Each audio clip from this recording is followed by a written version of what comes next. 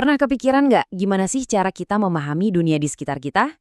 Maksud saya, dari hal simpel kayak bangun rumah sampai yang rumit banget kayak menjelajahi luar angkasa. Ternyata jawabannya itu dimulai dari satu hal yang fundamental, pengukuran. Yap, pengukuran. Ini tuh kayak bahasa universal yang kita pakai buat ngasih makna ke segala sesuatu. Nah hari ini kita bakal kupas tuntas dasar-dasarnya. Oke, coba bayangin sejenak. Anda lagi ada di sebuah ruangan, tapi sama sekali nggak ada penggaris, nggak ada meteran, kosong. Terus gimana caranya Anda mulai mendeskripsikan ruangan itu? Apa yang bakal Anda pakai? Nah, ini dia masalah yang dihadapi manusia ribuan tahun lalu. Dalam beberapa menit ke depan, kita akan telusuri perjalanan yang luar biasa ini.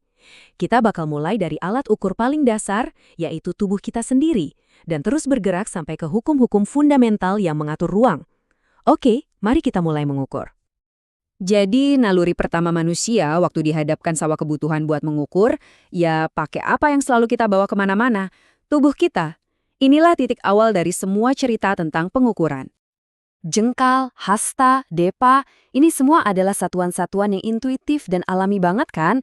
Panjang meja bisa jadi 10 jengkal, lebar sungai bisa jadi 20 langkah, simpel dan efektif. Ya, untuk kebutuhan sehari-hari pada zaman itu. Tapi, nah disinilah masalahnya muncul. Jengkal tangan saya kan beda sama jengkal tangan Anda. Langkah saya juga bisa jadi lebih panjang dari langkah Anda. Coba bayangin deh, kalau mau bangun sesuatu yang presisi atau mau dagang yang adil, wah, inkonsistensi ini jadi masalah besar. Jelas, dunia butuh sebuah standar. Dan dari kebutuhan akan konsistensi inilah lahir sebuah solusi yang menurut saya elegan banget. Sebuah sistem pengukuran yang terstandarisasi. Sebuah bahasa universal yang bisa dipahami dan disetujui oleh semua orang. Dan inilah dia sistem metrik. Yang keren dari gambar ini adalah betapa sederhananya sistem ini diwakili oleh sebuah tangga. Setiap anak tangga itu satuan yang beda. Ada kilometer, meter, sentimeter, tapi semuanya terhubung oleh aturan yang sama dan super logis. Aturannya logis banget. Gini, setiap kali kita turun satu anak tangga, kita tinggal kalikan 10. Sebaliknya, kalau kita naik, ya tinggal dibagi 10. Contoh ya, dari kilometer ke meter. Itu kan turun 3 tangga ya, berarti tinggal dikali 1000. Semudah itu, nggak ada lagi tuh yang namanya bingung-bingung. Oke, sekarang kita sudah punya bahasa universal untuk panjang. Kita bisa mulai pakai ini. Nah, aplikasi pertamanya apa? Mengukur batas sebuah bentuk. Yuk, kita bicara soal keliling. Keliling itu intinya adalah total perjalanan kalau kita muterin sebuah objek. Coba bayangin, Anda jalan di sepanjang pagar sebuah lahan. Jarak yang Anda tempuh dari titik awal sampai balik lagi ke tempat yang sama, nah itulah kelilingnya. Ini ukuran dari batas luar sebuah bentuk. Lihat deh taman berbentuk T ini. Buat nyari kelilingnya, kita nggak perlu ngelakuin hal yang rumit-rumit. Kita cuma perlu ukur setiap sisinya, setiap belokannya, lalu jumlahkan semuanya. Simpel. Jadi poin krusialnya ini. Untuk sebagian besar bentuk datar, nyari keliling itu cuma soal penjumlahan.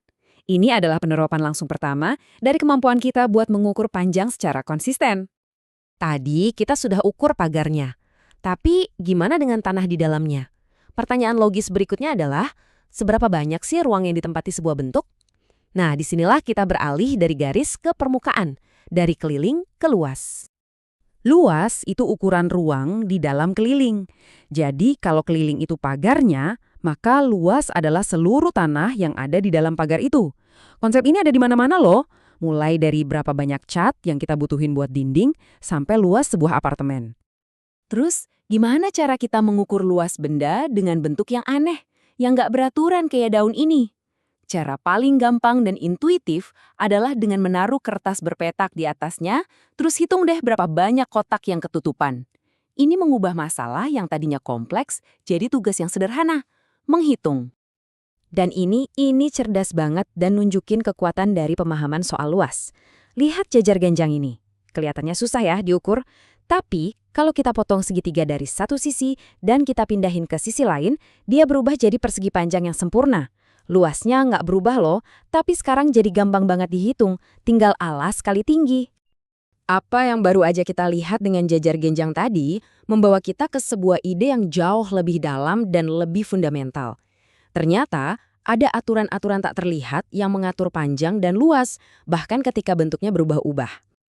Konsep ini namanya hukum kekekalan. Mungkin kedengarannya rumit ya, tapi sebenarnya ini sangat intuitif. Intinya, jumlah sesuatunya itu tetap sama. Nggak peduli gimana cara kita menyusunnya kembali. Coba perhatikan tali ini. Mau dia lurus atau melengkung, panjang totalnya ya tetap sama. Jumlah garisnya nggak berubah. Inilah yang disebut hukum kekekalan panjang. Dan sekarang, lihat tanggram ini. Keren kan? Waktu potongan-potongannya disusun jadi persegi, mereka menutupi area tertentu. Oke, terus pas kita bongkar dan kita sebarin, luas total dari semua potongan itu ternyata tetap sama persis. Bentuknya boleh berubah, tapi luasnya enggak. Nah, inilah yang disebut hukum kekekalan luas. Jadi, coba kita lihat lagi sejauh mana kita sudah melangkah. Kita mulai dari sesuatu yang sangat personal dan nggak konsisten kayak jengkal tangan kita, lalu kita ciptakan bahasa universal, kita terapkan untuk mengukur batas dan ruang, dan akhirnya kita menemukan hukum-hukum fundamental yang mendasari itu semua. Pengukuran itu mengubah kekacauan jadi keteraturan. Inilah alat yang memungkinkan kita untuk memahami, membangun, dan menavigasi dunia kita.